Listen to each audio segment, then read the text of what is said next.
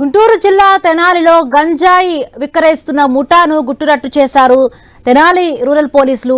13 మందిని అరెస్టు చేసి 21 కేజీల గంజాయిని స్వాధీనం చేసుకున్నట్టు జిల్లా ఎస్పీ సతీష్ కుమార్ తెలిపారు.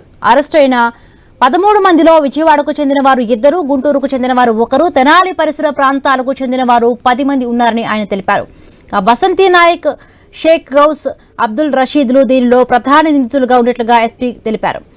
బైక్ చోరీలకు పాల్పడుతూ ఈజీ మనీ కోసం మరికొందరితో కలిసి గంజాయిని విక్రయిస్తున్నట్లు ఎస్పీ తెలిపారు. ఈ మొహమ్మద్ అబ్దుల్ రషీద్ కూడా already 4 ganja cases previous cases కూడా ఉంది.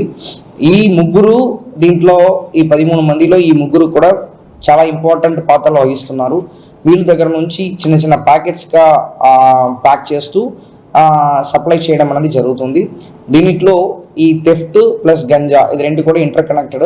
కొన్ని దొంగతనాలు చేయడము, దాంట్లో వచ్చిన ఖర్చులతో పాటు దాంట్లో వచ్చిన అమౌంట్తో పాటు గంజా తీసుకోవడము, లేకపోతే ఈ బైక్ని దొంగతనం చేయడము, దాన్ని అమ్మేసి ఆ అమౌంట్ తీసుకుని దానివల్ల గంజా తీసుకోవడం అని చెప్పి ఈ ఒక 13 మందిలో కూడా ఒక్కొక్కరు కనెక్టెడ్గా ఉన్నారు.